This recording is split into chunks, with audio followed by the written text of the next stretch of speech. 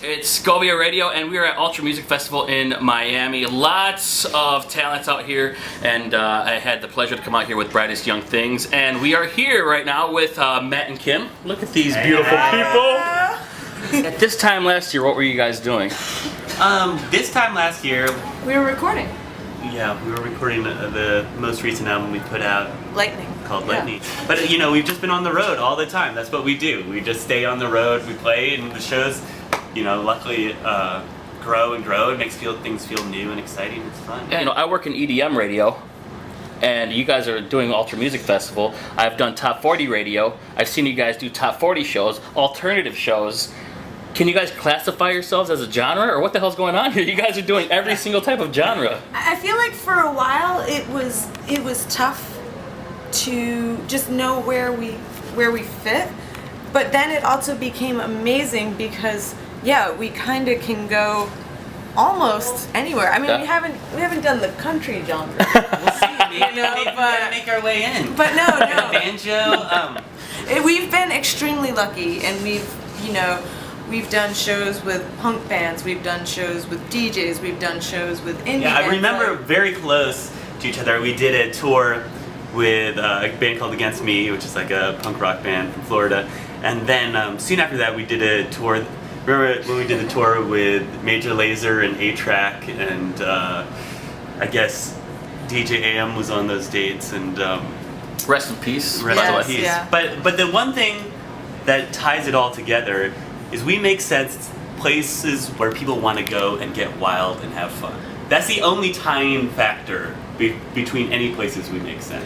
Yeah. So I mean, that makes perfect sense at Ultra. Your energy on stage is unbelievable. How do you keep up your energy throughout your shows? Well, it's a weird thing. I feel like, one, we are really excited to play. We love playing, so it's and I feel like that makes it easy to give it all you got. But also, it's kind of this give and take. When the crowd starts to get really crazy, it like energizes you, and then you take it to a next level. And I feel like it's just kind of this thing until we tear the building down. It all goes up in flames. So it's pure natural adrenaline. No Red Bull. There's usually a Red Bull, maybe. Because sometimes there's late nights and early flights and whatnot. But I do say that there's typically 23 hours a day I'm not on the stage.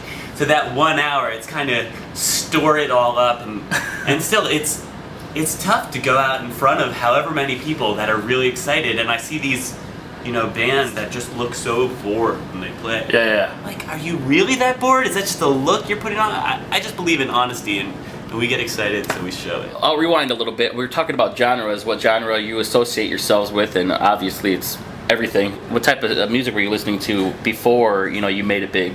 We had different upbringings, our early upbringings in music. I grew up, I was into punk rock stuff. I go into small DIY shows, but a lot of the same energy that we try to put on our stage, where people are stage diving and there's like mosh pits and stuff like that when that happens at certain shows. And while you wouldn't expect to always listen to our music, but then Kim came from a very different world. Her brother was a DJ, a house DJ, has been DJ Venom for the last 25 years? 20 years? Let's give him 20. He's got to be so jolly about you performing at Ultra Music Festival. I remember being younger, and he would come down to the Winter Music Conference like every year and that. And when I was younger, I used to sneak out when he would be, we'd go to some random warehouse in Providence, Rhode Island for a rave, and with divorced parents, you tell one parent you're staying at one house and one at the other. And Work them. And then I just tagged along with my brother. For the people that don't know you, I've done a lot of research on you guys, obviously. I prep for my interviews. How did you guys meet? I'm going to say I hollered at Matt. Oh, you spit some game. Let me tell you, it was a lot of game. It was hard. You were spitting pretty hard, huh? I gave him my number 3 times, and the 3rd time when he asked me for it, I was like, you gotta be kidding me. So, were you performing, and were you a groupie? No, Kim's a groupie, Matt's a groupie, who's the groupie here? No, we were just in college. We were in college in Brooklyn, and I saw him across campus. I was like, hey, boy. But I was a little intimidated. She's a little bit older than me. She had tattoos. I was a country boy from Vermont, just having gone to school there in Brooklyn, and But this was all pre-band. I had never played drums before. You are the drummer of Matt and Kim. So for the people that don't know you, You taught yourself how to play the drums? So basically, how did that come about? It was, I just wanted to learn how to play the drums. I was like, that looks like it'd be a lot of fun. So I had a friend give me a hand-me-down set, and I started messing around with it. And then Matt had played guitar and bass in bands before, but he'd never played keyboards or did any singing. So he's like, well, I have this keyboard I want to figure out. So we were just doing it together. And then a friend forced us to play a show. And then we couldn't think of a name. They just put us down as Matt and Kim. So on record, you're telling me that you guys are a couple. I hit that. You hit that? Don't leave me hanging, girl. Shit. I noticed you don't have any rings on, so there's no plans. No. Or what's going on there? I mean, a wise woman once said, if you like it, then you should have put a ring on it. Okay, but you know, it's not quite yet. There's not so much time. There's no time. I mean, we've been together. What is it like? It's gone many years. How many times a week do you hit that? Let me tell you. Did you put up a number? No, I didn't put up. Did you just put up a number? 3. That would be so sad. No, let me tell you. I haven't gotten laid in 2 weeks.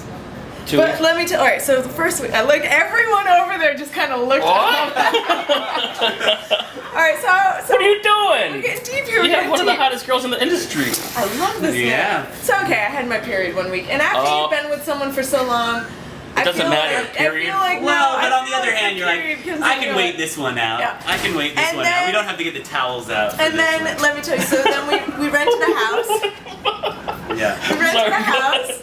And it's like us and our crew hanging out there, and one of our crew dudes had his lady come out, and they haven't seen each other in a long time. Yeah. So we were like, let's give them our room to have the privacy. So we're sharing a room with our tour manager, Tom, and he just keeps hanging out in the room. He doesn't give us a minute. So, you know, we're going on 2 weeks. So Tom's the cock block over here. Yes, Yeah. Tom's Yeah, we'll been give it a to Tom. major Put it on him. cock block. Tom he'll take pride. Yeah. Well, But let me tell you, we are going home tomorrow. I'm gonna be hitting it hard tomorrow. Gosh, we got a new bed to break in. I believe you. I believe you. I'm kind of scared. We got to start stretching now, and this is getting real, getting really real. Who has time to bang when you are know working what on I'm music? saying? You got your Priorities. period, you're sharing rooms. It gets tough. Hey, and in my vocab, period is a good thing. Oh yeah. I like No this babies. guy. No babies. Right?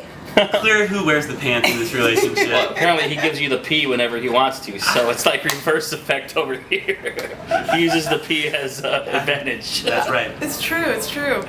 Matt and Kim, thank you so much for meeting up with us. Who are you guys going to check out at the festival? Man, I want to. All right. Or who are you looking forward to? So our buddies Flostradamus are playing. We got to catch them last week, but unfortunately we're leaving. They play tomorrow. Oh yeah. The trap scene is unbelievable right now. We did one of the Harlem Shake video. The Harlem Shake video, actually I wanted to mention that to you. My girlfriend mentioned it. She said that it's easily the best Harlem Shake video on the We did a internet. show in Troy, New York. You know, it has, you know, I put it up half an hour after we got off stage. We did it that day, and I've been a fan of Bauer, and then when Bauer hooked up with Just Blaze recently, and they came out and sung Higher. Matt Deason's doing some things these days. But we've been a fan. I've had it on my sampler, the Harlem Shake from last year, because we have Kim walk out on top of the audience hands and shake her booty over people's heads, and it was there to play. And then I saw one of these Harlem Shake videos. Oh, we should do something like that. And then 10 or 11 million views later, ran into Bauer. We were at South by Southwest, and we had a mutual friend who introduced us. And I didn't even bring it up, but he was like, you know, I want to tell you, your Harlem Shake video, my favorite. I was like, yes! So you heard it from him from Bauer himself. So, you know, it was fun to have been a part of that. And also just that perspective, looking out at the audience at one of our shows and them getting wild like that. I just love people to see that, because that's what we get to see. at our shows, it's like control. an hour of watching that, and that's why. That's where the energy comes from. If you watch that, you're like, that's who you feed off of. Yeah. Because I saw at the beginning, obviously it's the empty crowd, and all of a sudden, Yeah. that's the Harlem Shake for you. Yeah. Even though if you look very closely and give it to the internet for this, it's like a game of Where's Waldo. There is a girl who flashes way in the back. Look for that. There's boobs. There's It's boobs funny in it. because it went up on Reddit, and then there were like, you know, the thread came all about that. I'm like, leave it to the internet to never let a set of boobs go unnoticed. One of my best interviews ever. Thank you so much. And you guys are only getting started. And I'm guessing next year I'm gonna, you know, be extra honored. Be like, Matt and Kim, I had them last year, bitches.